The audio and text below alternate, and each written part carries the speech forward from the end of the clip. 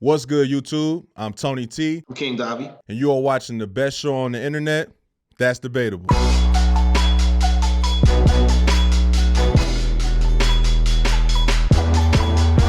Ain't even debatable. It's not even up for debate. We got a special show for you guys today.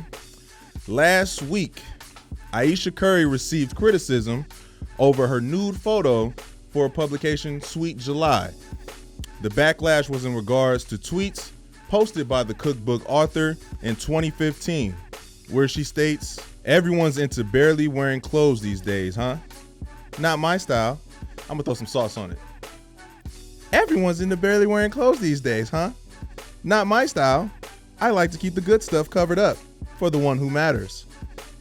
Just looking at the latest fashion trends, I'll take classy over trendy any day of the week. Hashtag Saturday night in sight." So, given the recent image, the photo taken for the cookbook, and her 2015 tweets, my question to you is, was Ayesha Curry hypocritical for posing nude? Ayesha Curry is historically the most hypocritical person I've ever witnessed. She's bashing women for posing nude or just barely wearing clothes, just for her to backtrack and pose nude 5 years later. I understand that everybody has the right to change their mind, but not like this. You don't go bashing people and then go do the same thing that you're bashing them for. It makes no sense. It makes very little to no sense. Like, hey, you're grown. You're free to do whatever the fuck you want to do. But you're gonna get called out for it. You know what I'm saying? Like, I'm not mad that she's out here posing nude. All right, brother. So I'm gonna have to say this. This is interesting because at first glance, I'd agree with you. You know, I would say, yes, she was being a hypocrite. However, I'd have to disagree because the tweets were posted in 2015, right? And the pic was taken in 2021, right? It would have been hypocritical had, you know, the morning of December 5th, 2015, she posted up those tweets. Then by lunchtime, she was posing nude for her cookbook. That's being a hypocrite. You know, with that 5-year span between 2015 and now, she's more than entitled to go ahead and change her mind and not be considered a hypocrite. But what I don't agree with is her replies to everybody regarding the tweet.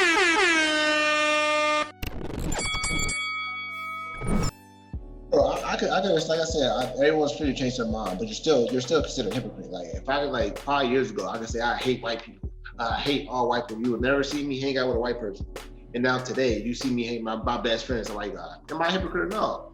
Yes, the fuck, I'm considered a hypocrite because you're going against what you said. No matter how you change your mind, what happened, you're still a hypocrite. I'm gonna say, like, and Ayesha, she's just been taking L's for a minute. Since those tweets, she's been taking L's. So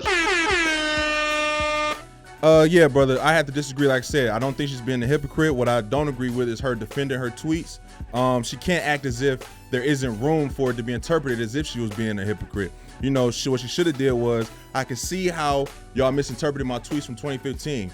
I was directing those tweets towards a specific someone at Starbucks. But with her saying that now in 2021, it just seems convenient when she's trying to defend her point. She should have said, yeah, I see that, but redirected all the attention back to her cookbook and said, look, the reason I decided to pose nude was...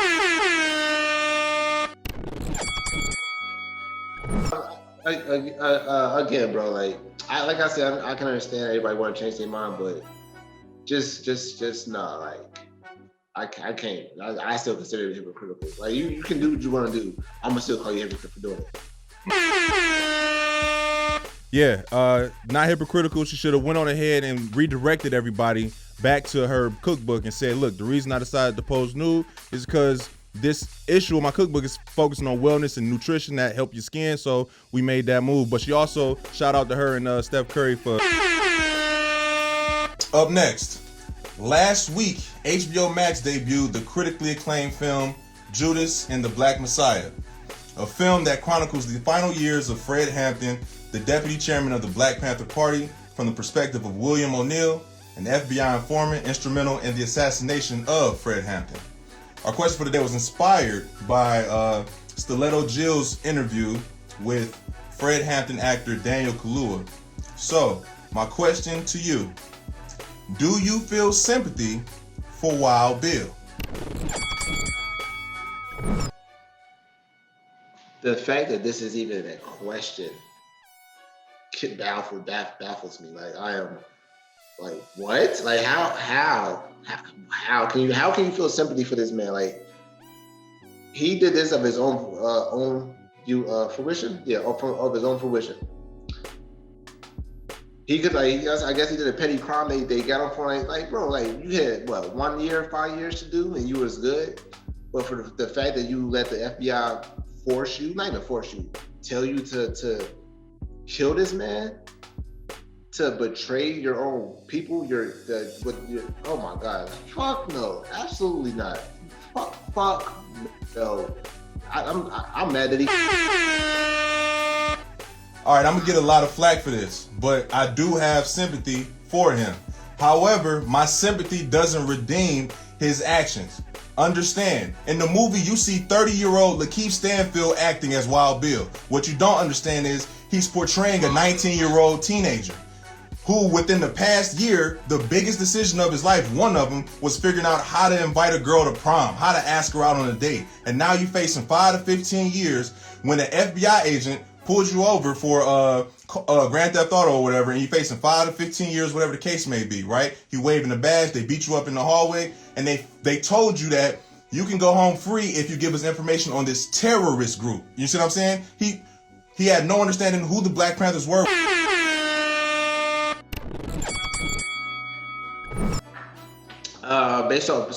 So I didn't know all that information based off the movie that I just watched, like, not even 20 minutes ago. No. So if I had the background information, I might be able to take into account everything that he was going through, his age, and the years and everything else. But I could take all that into account. But based off the movie, absolutely not. He betrayed his people, bro. Like, he killed this man in his sleep. The man was 21 years old. I don't give a fuck how old you are or what you else got going on. You're betraying the people you're. All right, brother, I want to redirect you to something called the Milgram experiment. In this experiment, full-grown, fully adult males of varying educational backgrounds all subjected other men and women to volts of electricity, at a minimum of 300 volts of electricity. 65% of the people who participated in this experiment administered a 450 volt fatal amount of electricity, right? Because an authoritative figure told them to do it. This experiment shows that once you're in front of somebody,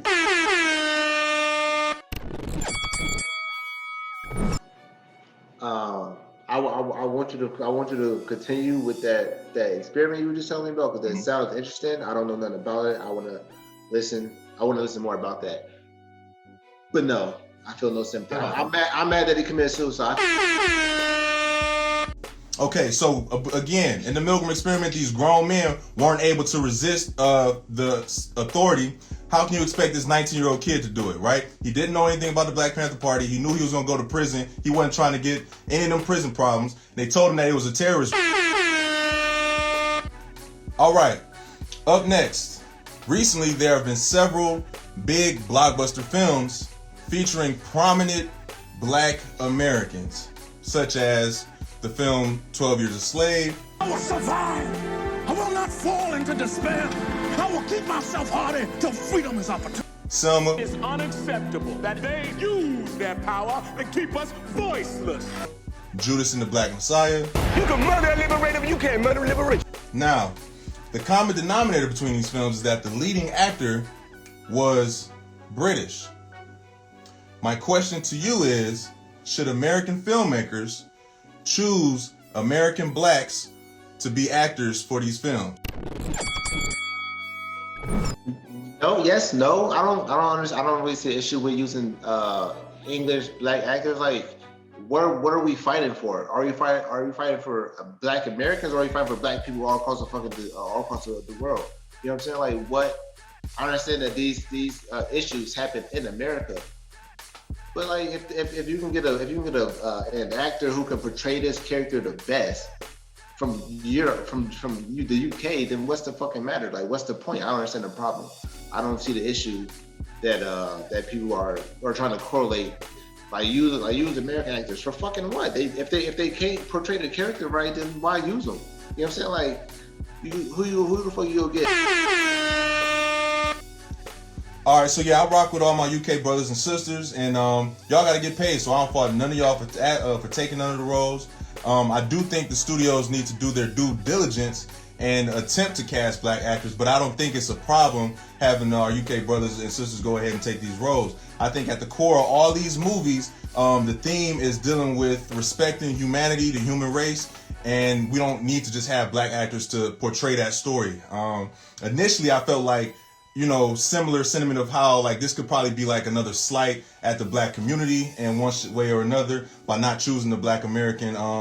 But I had to realize that, this is just, it's not always like that, everybody could audition. It'd be different if they did a bad job.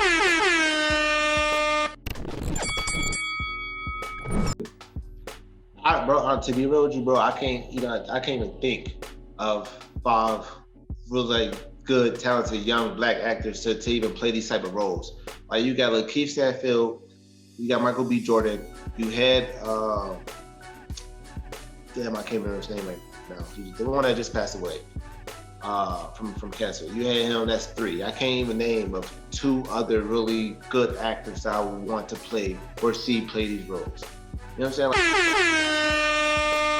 So, to me, again, so touch your point, right? The fact you couldn't think of 5 actors that were black that could play these roles, I think that's a studio problem, not a black actor problem. You see what I'm saying? We don't know that because maybe not enough are getting that opportunity, which is why the question was asked. But also, they did a great job, so I don't have a problem with it. It'd be different if they wasn't represented. They showed respect for each of these characters. They did their due diligence. They tried their hardest, and they put on an outstanding performance. Now, if it was trash, we have a totally different story, But I respect all them brothers, and they...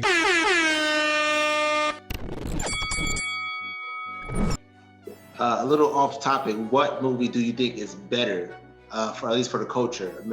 American Skin or Judas, the Black Panther Party? Okay. I'm gonna have to go with Judas and Black Panther.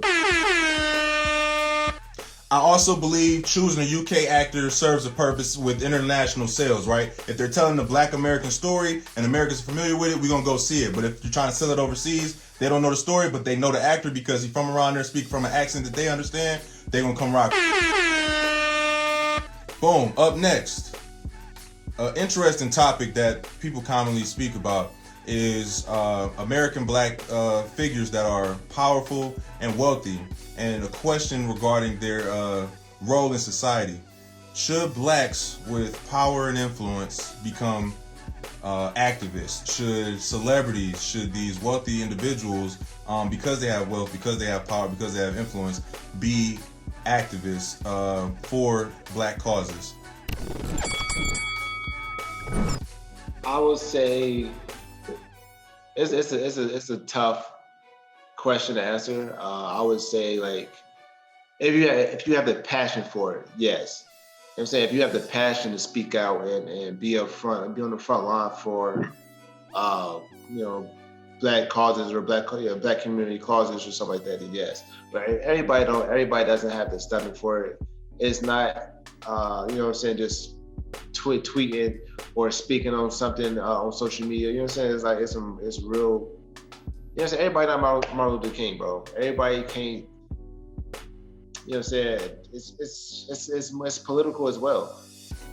Everybody not Martin Luther King. Everybody. Yeah, I'm right there with you, brother.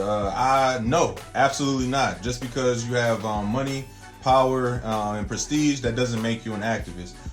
If you have money, power, and prestige, and you know someone who is leading a cause that you support and you endorse, go ahead and financially support them. Go ahead and endorse their platform. However, you don't need to be in the front lines if that's not in your blood. So don't ever feel pressured by it because of society, because if it's not for you, it's just not for you. Also, think about those prominent figures that you just mentioned, Malcolm X, Martin Luther King. They weren't powerful and wealthy and became activists. They got that power and that influence because they were activists. You see what I'm saying? Because they were about that cause. That cause was in their heart, and they.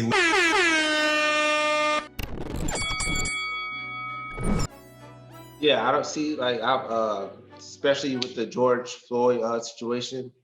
I've seen a number of people call out musicians for not speaking up about the causes when these musicians and rappers were were marching with the people. You know what I'm saying? Yeah. Like, you don't call me out. I'm not speaking on these issues when I'm marching with the people. I'm on the front lines doing, you know what I'm saying? Being. Yeah, man. I agree. I don't think that you should just be out here being an activist because you have money, because you're a celebrity. I also don't want them to fall into that trap of feeling like they have to, because a lot of these guys will look like they're just clout chasing on activism. You know what I'm saying? Like, yeah, I'm out here and just like taking pictures and posing when you ain't really about the cause. You know, again, like I said, those guys who were leading the way, who were like premier leaders in black communities, got that influence because they were activists and they did.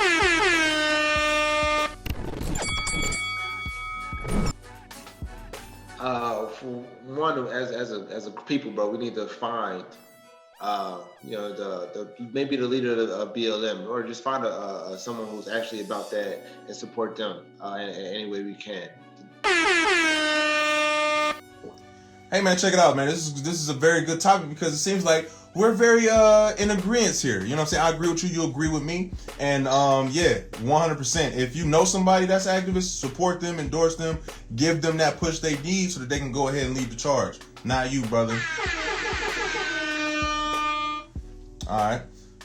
Yeah, so that's what I got, man. You got any alibis you want to throw out there? You know what I'm saying? We covered the Ayesha Curry debacle. Again, what I was trying to say about that was I was critiquing her character, more or less, right? That's what we were doing. And whenever I critique somebody's character, I want to go ahead and say something positive at the same time. So it ain't like I'm out here just like leaving them and just saying this is what they are, this is what they did, without trying to say something to kind of balance that out. Because at the end of the day, I'm not trying to, you know what I'm saying, coerce people into believing somebody's the type of a person when, you know, everybody's complicated. We've got good, we got bad, we got things people agree with, we got things people don't agree with. So as far as Ayesha Curry's situation goes, I want to go ahead and shout them out for their humanitarian work that they've been doing out there in East Oakland in the Bay Area. So since the COVID situation started, they went on ahead and they've been giving away meals every week, about 300,000 meals a week, which totals out to about 15 million meals as of like January or so. So I just wanted to go ahead and give them kudos for that, since we went ahead and criticized them for, not necessarily criticized them, but kind of like spoke on their character regarding her posing nude and the tweet she left out and stuff like that. So just wanted to balance that out. Yeah, like I agree 100%. Like I'm not criticizing her character per se. I'm just criticizing the decision that she made. Well, two decisions that she made. One, to bash women for doing something that she ended up doing. Like she is a very lovely. Well, I don't know personally, but from what I've seen, I assume that she's a very lovely lady. She's very intelligent, and she's a very good mother to her three kids. And then she's a very good wife. Like she doesn't do any. I don't think that she does any of these things without Steph's blessing. Not that she needs it, but she does ask her husband for so like her caption on that picture said that he picked the picture up. So yeah, and then he posted it himself. So I don't think I'm not speaking negatively on her. I just, it's just a decision that she made to do or to bash women 5 years ago. Yeah, and I just feel like it was a hypocritical thing to do. That's not bashing her character, just a decision that she made. All right, man. Thank you for watching That's Debatable. We are a cultural commentary podcast that's set up in a debate style format. Each topic gets 3 rounds, if you haven't already caught up on it, right?